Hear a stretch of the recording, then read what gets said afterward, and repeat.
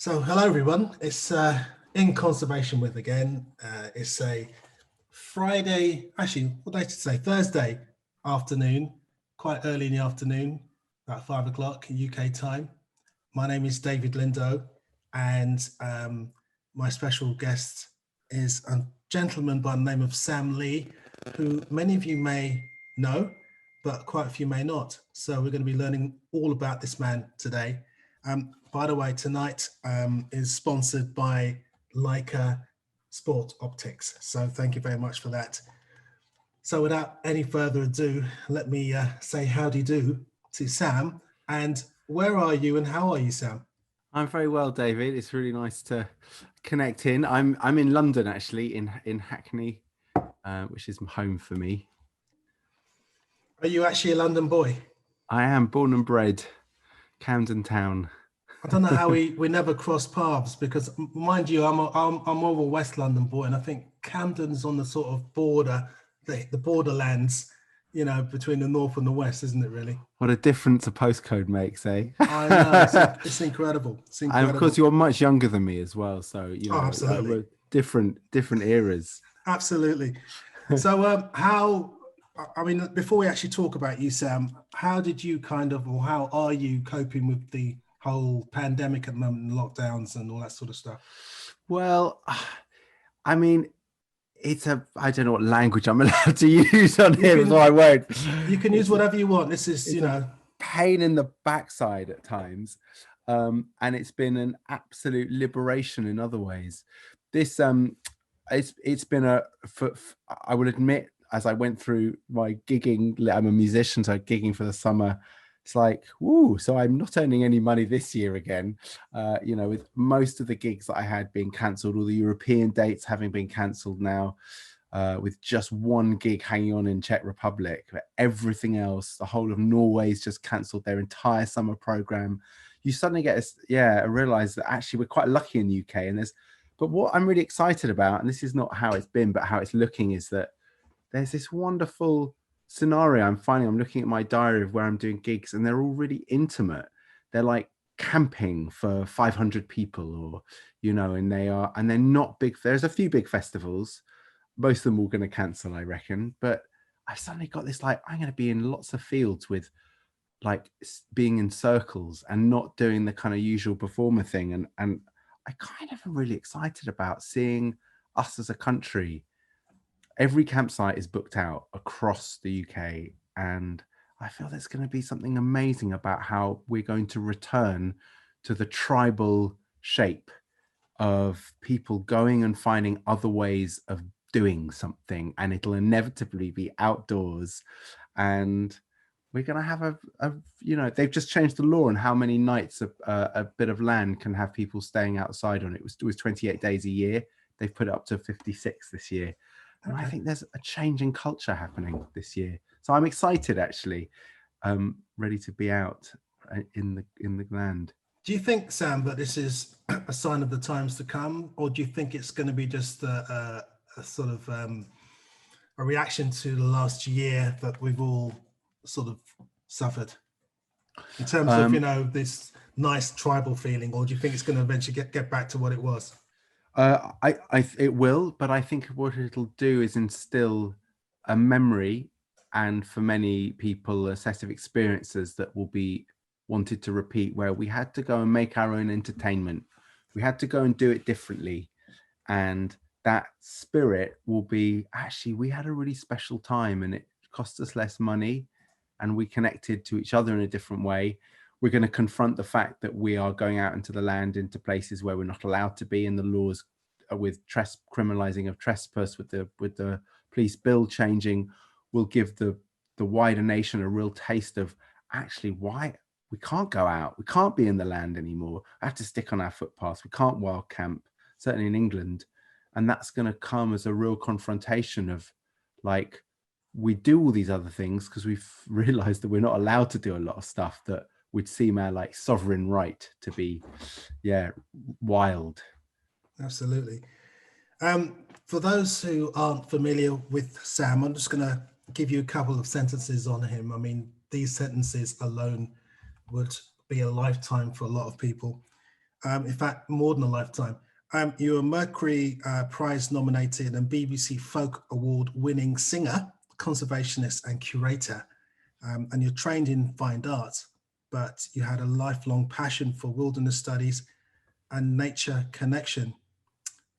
So you're a folk music specialist dedicated to collecting, sharing and interpreting ancient oral music from Britain and Ireland. And you've also written this really beautiful book, which I hope you all can see, The Nightingale, which, you know, when I picked this book up, the first thing I felt was the cover, because I'm very, very much into touchy-feely, and I thought, oh, it feels really nice and velvety and nice. And you look inside and there's, and again, simplistically speaking, for me, because I'm a bit of a kid when it comes to books, but I like the fact that some pages are white, some pages are cream, some pages are blue. But I also like the artwork, you know, because a lot of the artwork is from ancient times, as well as a mixture of modern stuff as well. We'll talk about your book shortly, but let's have a quick chat about your art really.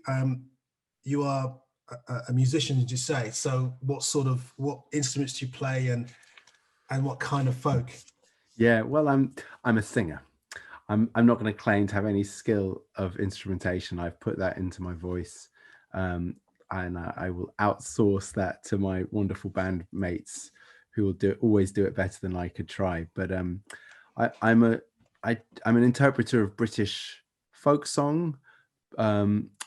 Ultimately, though, my inspirations have always been from a very global diet of listening to the traditional musics from around the world, often from source communities, tribal, indigenous communities.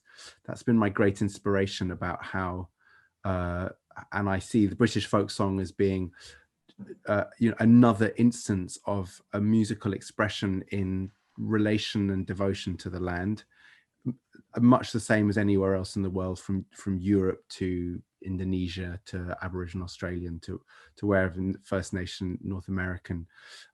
Our British oral culture is our way of narrating our connection to the natural world, and I've taken that repertoire and I've gone to a very, very unusual source of it, because I've spent 15 years collecting songs from the Gypsy Traveller community, who were the last people in this country to sing from the oral tradition, i.e. songs learnt through the generations, as opposed to off records or off manuscripts. May I just interrupt you? When you say collecting songs, what does that mean? Do you sit with them and write it down and work out the tune? Yeah, and it's a good question, because collecting means many different things. You know, I'm a record collector, so I like, it's not that at all. No, collecting is very much in the sense of like Alan Lomax or Cecil Sharp, or some of those, you know, song collectors, which is like going to the field, into traveller sites, into council estates, to find the elders of the community who are often hidden away. And I work with digital recording. I record on my phone, and also high quality recording and film. And I simply go into a journey of asking whether people know any songs, and record the conversation. Sometimes there are no songs, sometimes there are stories, but often I've been finding the elders who remember from their childhood the songs that their parents or grandparents were teaching them, songs that go back 500, 600, 700 years, 1,000 years, sometimes 2,000 years old songs, that they might be the last person in the world to know a version of, unbroken in its orality. And so I'm documenting that. I'm digitizing it. It's all online at the Song Collectors Archive, so everything can be heard, and films of these source singers, as I call them. And they're like the, you know, on an ecological level, like the endlings. They're the last of a species who are remembering this ancient lore. So yeah, that's what collecting is. That's fabulous. I mean, it's interesting. I know we're talking about nightingales, but I think this is all obviously related. But totally. When you look at music, I mean, for example, I used to DJ, but before then, if I look at my musical life, my musical history, I came from a Jamaican immigrant family, and so my first influence of music was listening to ska and reggae. and I reacted against it because, you know, I'm not like you kind of thing. And I fell straight into the arms of the Electric Light Orchestra. They were my big Oh, sort of, right. but I'm Yeah. talking about before Mr. Blue Sky. I'm talking about the stuff with Roy Wood and all that sort of stuff. And I was sitting in a dark room at the age of 13 playing El Dorado, the album, full blast. And I'd be imagining playing the cello, and then I'd play it again and I'd be playing the bass. You know, I'd be listening to all the elements of the music and then the words. And I'd have nightmares because some of that stuff they were singing about was quite heavy. And then I suddenly ditched all of it to become interested in punk. And then from there, I ditched that to become a soul boy, because when Saturday Night Fever came out, I'm showing my age here. And then I kind of melded into the 80s with Prince. And then I kind of drifted a little bit. And then I became a DJ. Well, I was actually DJing before then. And then you get to an age where you become very eclectic in your tastes. But one music genre that I rejected at first was folk, because I thought to myself, folk. But then I remember being forced to go to a folk festival in Cambridgeshire, and I thought I'd hate it, and it was great. It was absolutely great.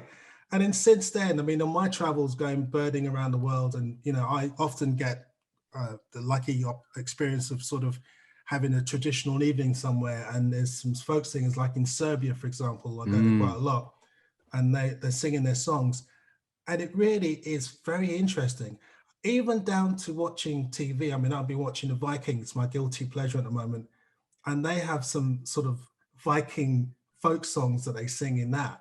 And I'm sure it must have been researched to some degree. It's a fascinating world you're in.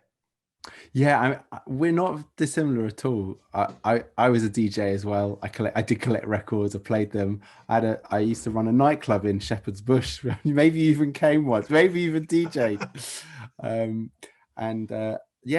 musical diet just like you, and lapped. I didn't know anything about folk music really. And actually, when I did remember hearing it, it was a bit like, ooh, sounds awful. I was very critical because it was alien to me. But actually, it was coming to the songs quite on their not on a simplistic level, on their most essential level, that I realized there was actually words and melody here that was it was not so much about the kind of, it wasn't about the sound and the coolness and the packaging. It was about something quite elemental and ancient and something deeply spiritual. And I think what I did is I went into a period in my mid-20s of rejecting all my pop, all the blues and rock and roll and soul. And I was, you know, I'm sure we could spend hours comparing record, you know, album sleeves. I rejected it all and went on this pure diet. And it wasn't conscious. I was just like, all I could drink was these songs, these old songs, and recordings made of farmers in the 1950s and sailors and old housewives, you know, made in the back garden, from people who were not professional. You know, these were all just common working people. And I just felt these were songs that needed to be remembered. Something really called to me. Yeah. It was like discovering birds. Suddenly just wanted to know every bird and all about them and learn their song. And then it was a case of taking those songs and then finding an acoustic world that I could approach to them and I could arrange that was not about it sounding like folk music, but actually about creating a sound world that was bringing these songs into a wider popular awareness, that brought those songs into a sonic sphere that would be able to, people that I grew up with, like yourself, might hear them and go, this is beautiful music. This doesn't sound like folk music. This sounds like beautiful music, but the songs in themselves are old. Yeah. Fantastic.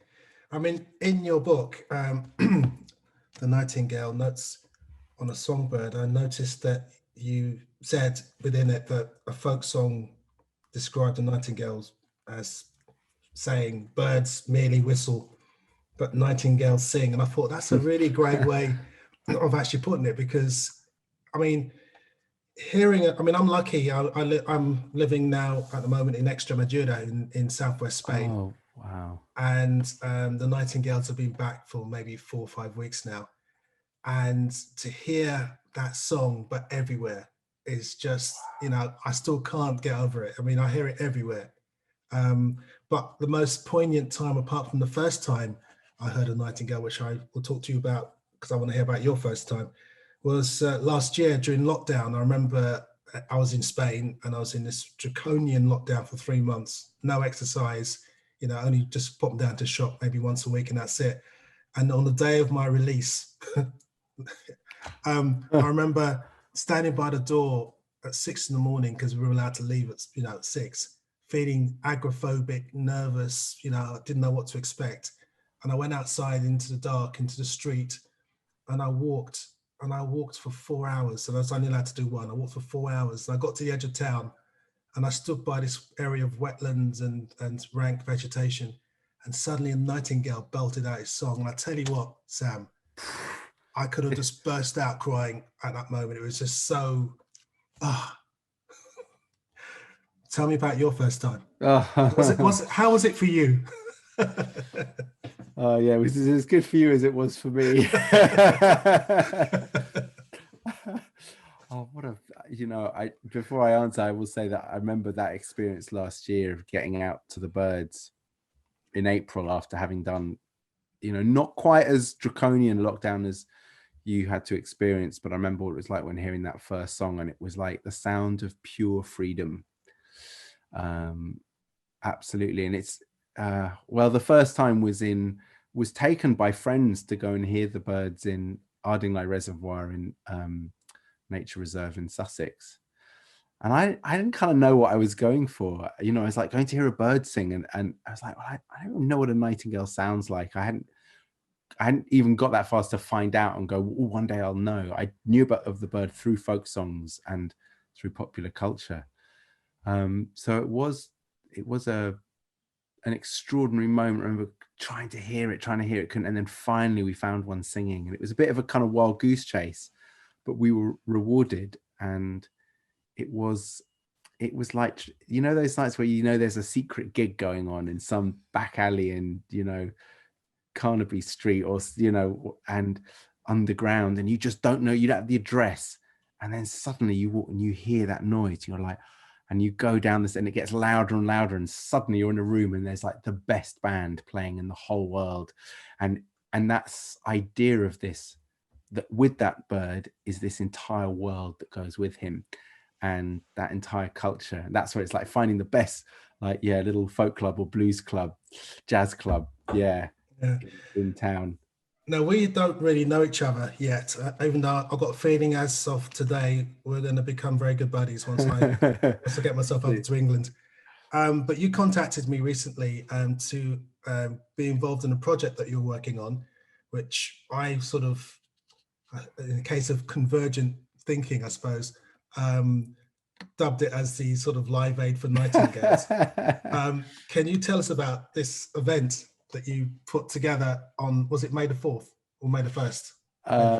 Yeah, you were on the May the 1st. We've done 3 of them. Oh, okay. So it started last year before we knew about digital broadcasts. You know, everything in our lives was live. I mean, maybe less so for you if you've been in Spain and having to do everything online, but all these concerts, the Sing with Nightingales concerts, happen with me bringing an audience into the woods and concerts with the birds, and suddenly we couldn't do that. I was like, well, let's bring the birds to the people. Can't get the Muhammad to the mountain, bring the mountain to Muhammad. So we set up these Singing with Nightingales online live broadcasts, and we did one big one last year on Earth Day, 22nd of April. We had a whole load of people from like Robert McFarlane to Lily Cole to the Pet Shop Boys and Nick Mulvey, like amazing names, some international names. And we've had like 50,000 people watch it. So we're like, God, let's do it again this year. But we did 3 of these broadcasts. And the idea is that I was in the field with the Nightingales, and a microphone connected to a broadcasting unit, a mobile battery powered broadcasting unit, which would upload it to YouTube.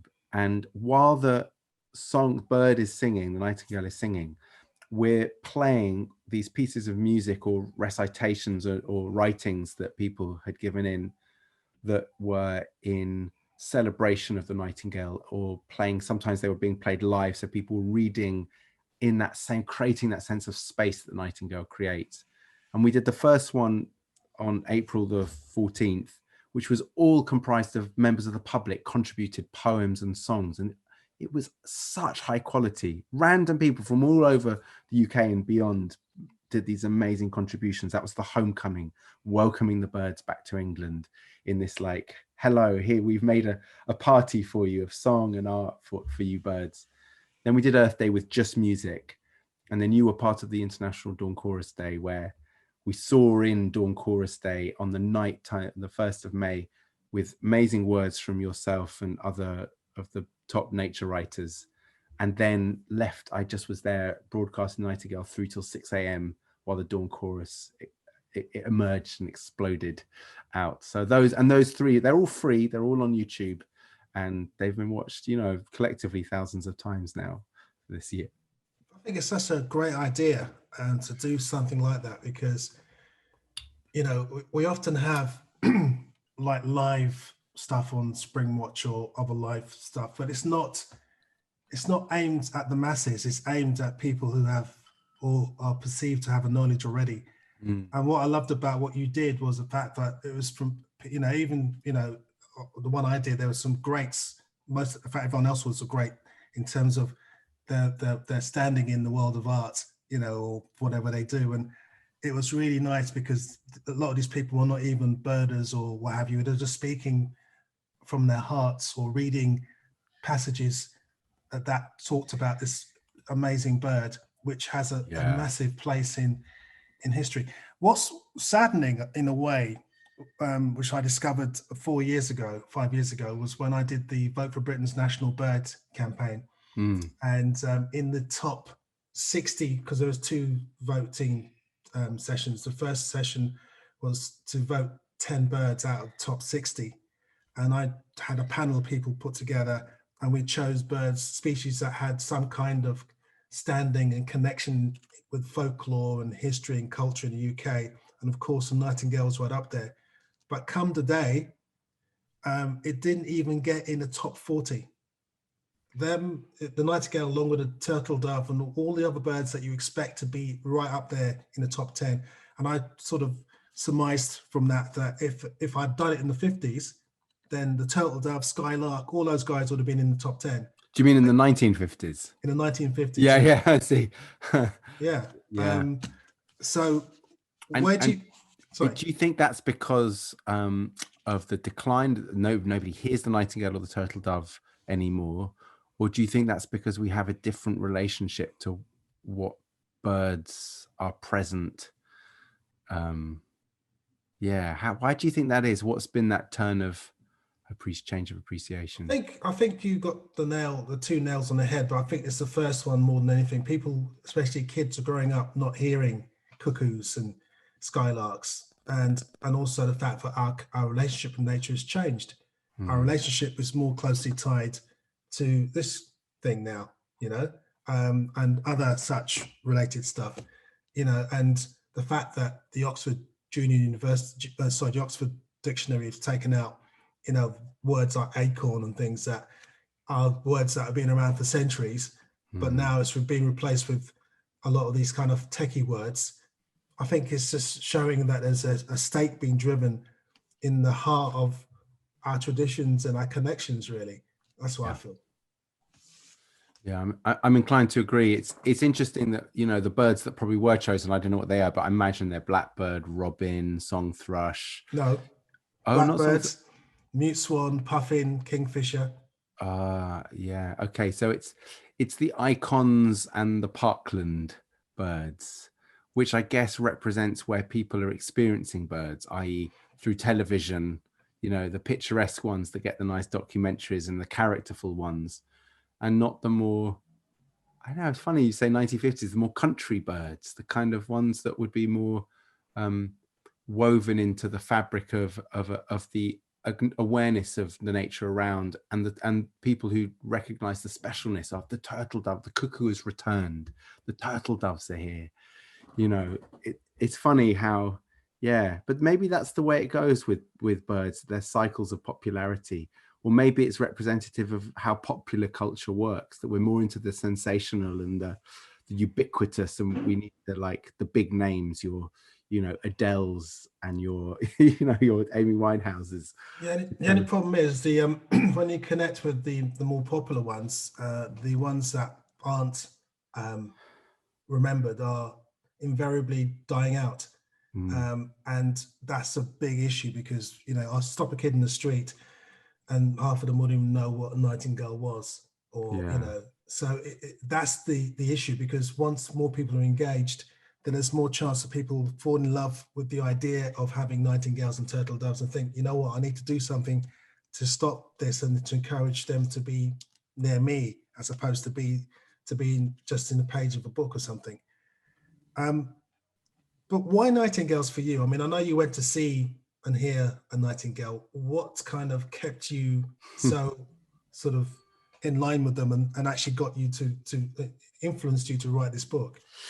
So I hold my hands up here, and I'm not an ornithologist. I'm not a birder.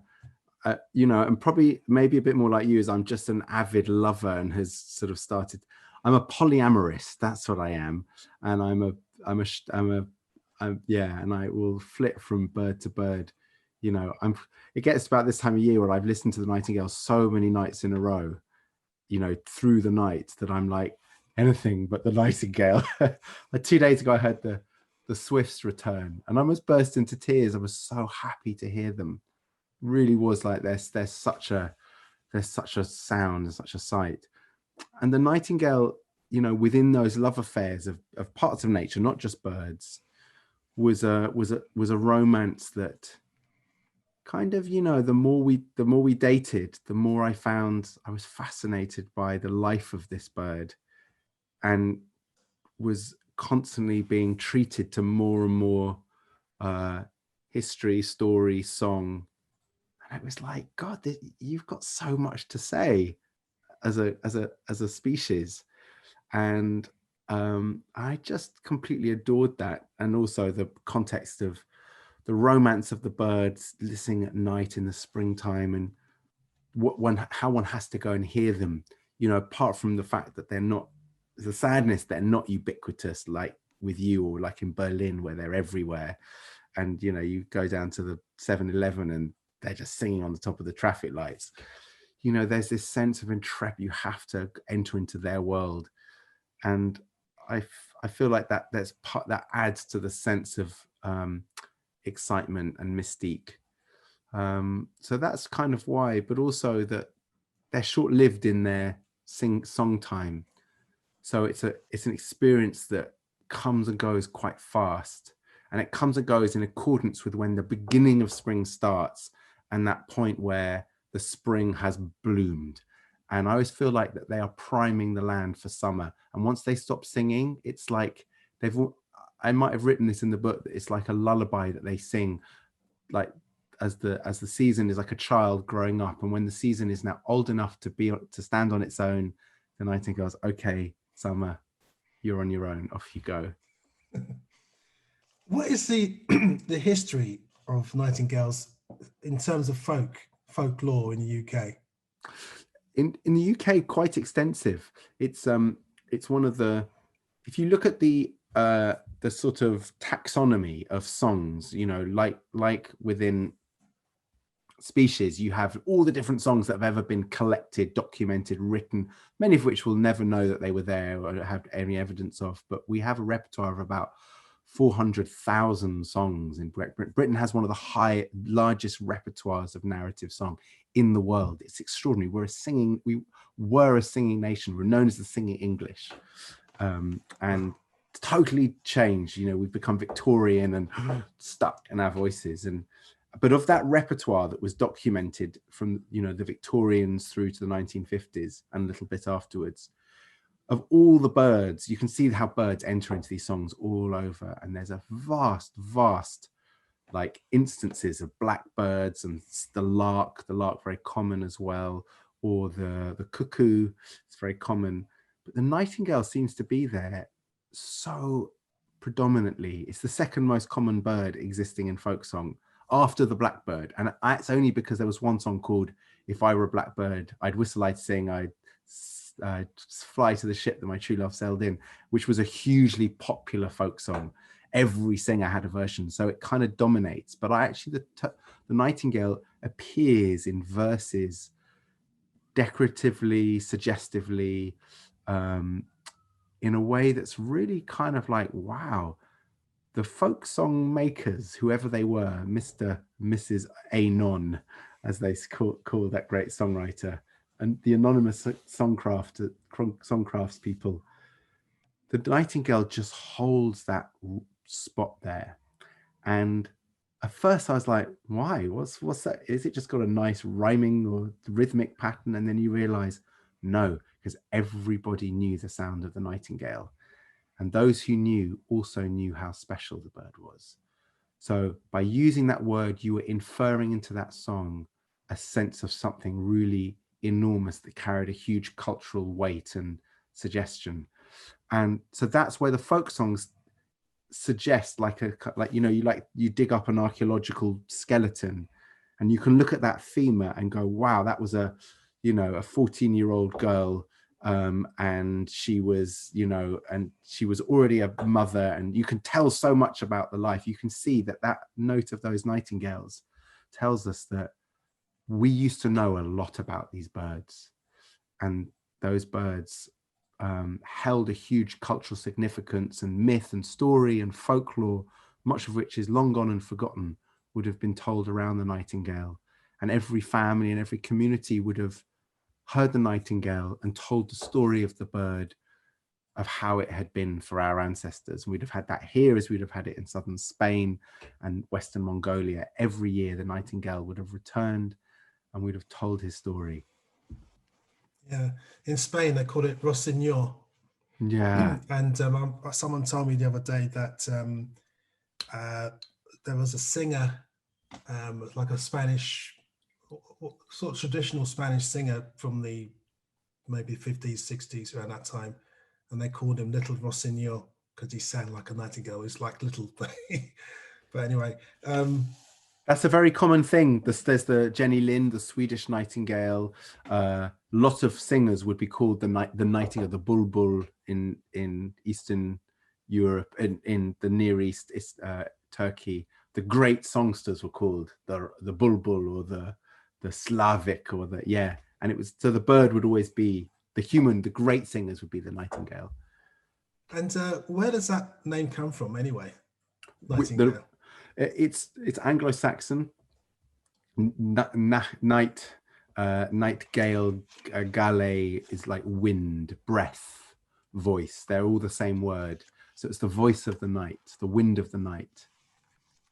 I've been looking for your book, and it says it has all the names of the nightingale around the world. And I wondered if you had any kind of way of knowing what the Armenian how the Armenians or even the Japanese, what do the Japanese call it? It's funny, the Japanese call cormorants ooh. Wow.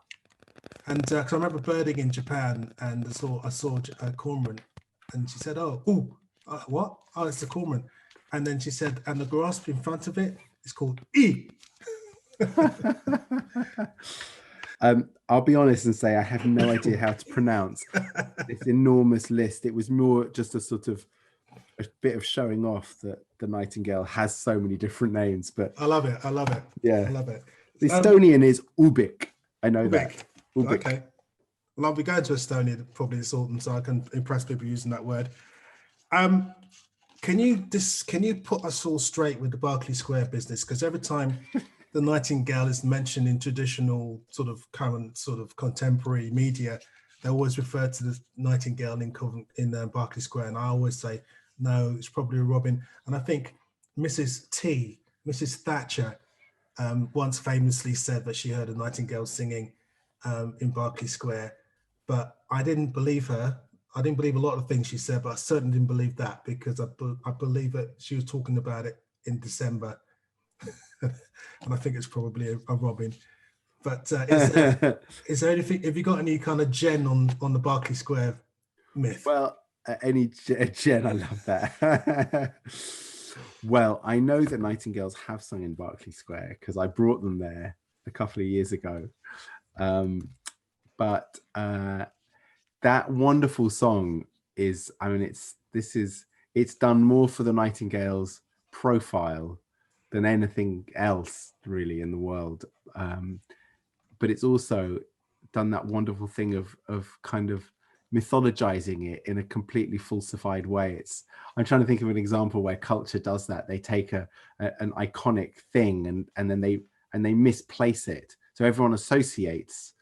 Yeah, I'm sure there's a good example will come to me one day.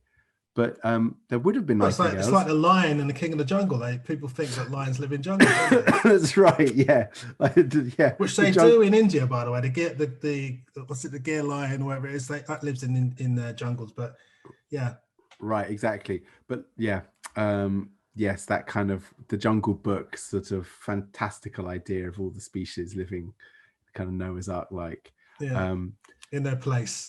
Yeah. There would have been, it's not that long ago that Berkeley Square would have been a bit of pasture land, you know, as part of the sort of village settlements around Londinium. And, you know, there would have been nightingales there. Nightingales love human habitation because we create the habitat so much. The ancient practices of coppice and the way scrub develops was very much affected by the sorts of practices that you know, we were doing, you know, 150 years ago, industrial revolution, pre-industrial revolution era. And so there's this kind of like sense that they're these birds of, you know, the deep countryside, but actually no, they lived in coppice woodland is one of their favorite habitats. And once upon a time, coppice woodland was everywhere because we needed wood. And we needed it close by because it was what we lit our fires, cooked our food, did everything with. So nightingales would have surrounded us. And we were great friends of the nightingale in that respect. And where there was healthy environment, there was healthy populations of nightingales. So there's a kind of truth to it in a sense. But some people say the nightingale singing in Berkeley Square was a sex worker, and it's a thinly veiled metaphor. That's funny. I'll use that one. It's a new one for me. You told us about when you first heard a nightingale. When did you first see one? Was that at the same time? And what do you think of them when you see them? Actually, I first saw one when I was going to a gig in Holland by train, and I got on the wrong train and found myself in the middle of Dutch countryside, completely stuffed, like not knowing where I was. And I was standing on a platform going like, I've really fucked up, Sam. You should have you've really got yourself, you're going to miss your gig. Everything was like, and I was sitting there on the platform and suddenly a nightingale started singing in the broad daylight in front of me. And it was like, that's why I got on this train. But the most powerful time was 2 years ago, 3 years ago, sorry, 3 years ago, when I brought my daughter, who's just been born. She was about 3 months old, and I brought her down to the Nightingale site. I was doing the concerts, and she fell asleep on me on my chest and in my sling, and I thought I'd go and take her to hear the Nightingales. We stood in the spot that I go to every day to hear the Nightingales when I'm doing that Sing with Nightingales work. And this male just flew up onto the branch right in front of us and sang down. And I just knew it was like this. It was like he was greeting my daughter and was like blessing her. And she slept through it incredibly. And it was just the most holy moment. And this year, the baby mama, the Sarah, who I share my child with, sent me a film of it. I didn't realize it had been filmed. It was so wonderful to see. That's good. Yeah, that's really good. I mean, as a birder, as you know, I'm a birder. I always struggle to see them in the UK, always, because for some reason they always seem to be skulking in bushes, and you just catch a glance if you're lucky. But then you go on the continent. You know, I go, for example, I do tours to Serbia during the spring, and they're like robins sometimes. They're popping out, hopping on the ground. And similarly in Spain, they seem to be much more out in the open than the ones in the UK. But I remember the first one I ever saw was actually in November, and it was on the point, Blakeney Point in Norfolk. Yeah, where all the seals are. Yeah. I love that place. I was trudging through the shingle heading towards the point, and it was a really horrible, windy, wet day. And I remember they were doing some ringing, and they caught this nightingale. And it was the first one I ever saw, but November, and it should have been well south of the Sahara at that time.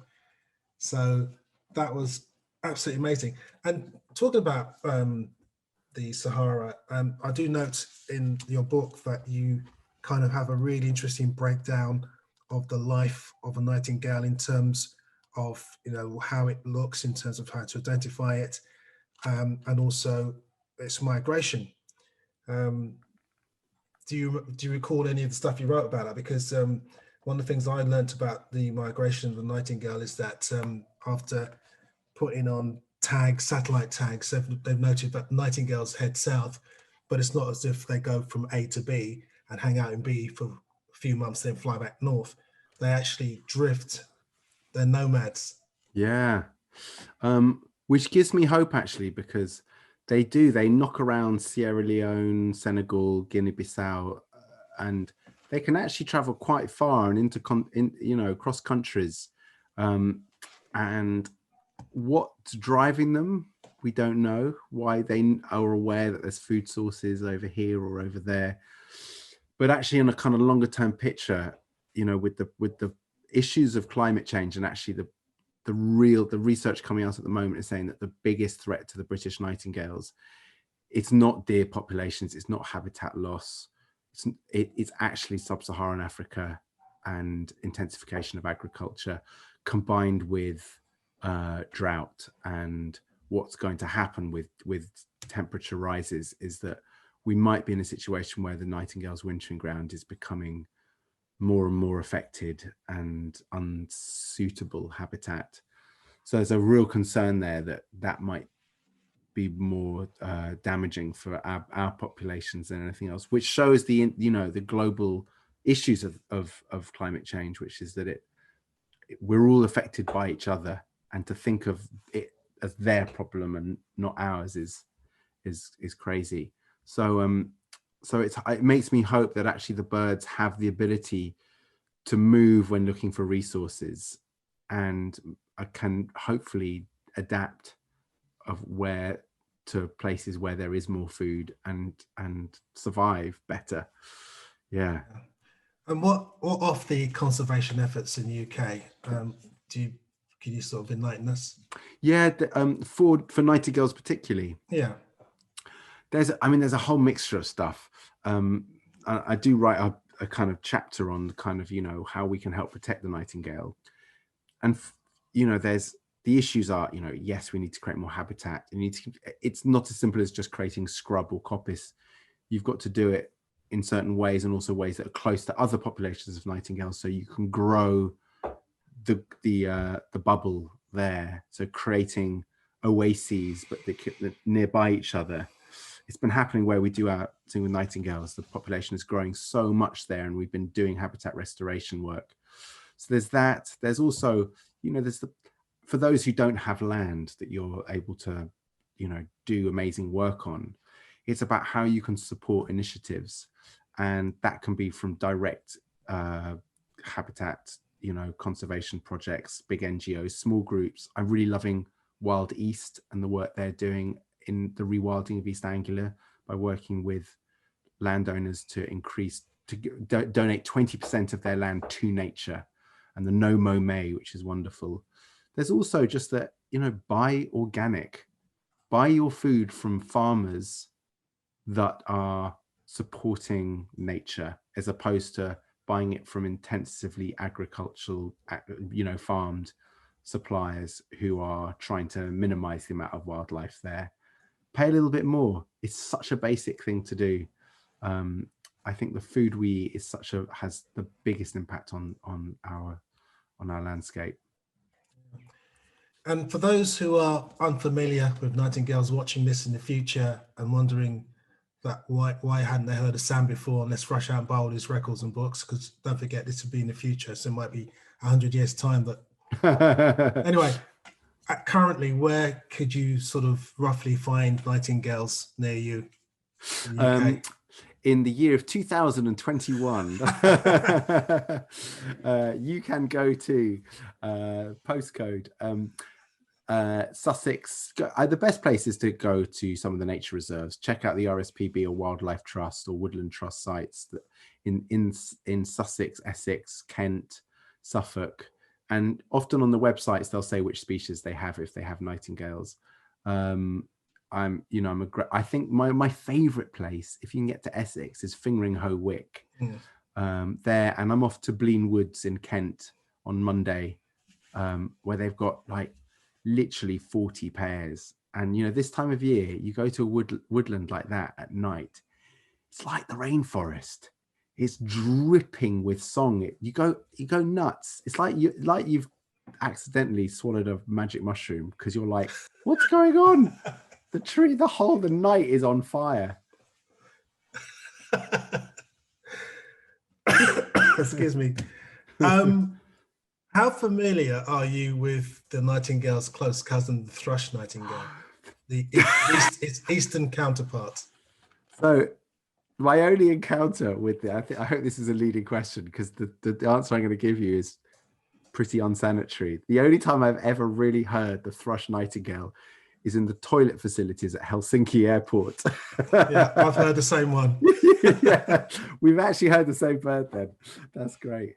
Yeah, I've actually spent a lot of time in Estonia and Latvia and that part of the world. But great places. Yeah, but never at nightingale time or in the right place. I've never actually heard one in real life. What's it like? Have you heard them? Yeah, I've heard them in Russia or Moscow, and I've certainly heard them in Eastern Europe, Estonia, Latvia, and I'm pretty sure Finland.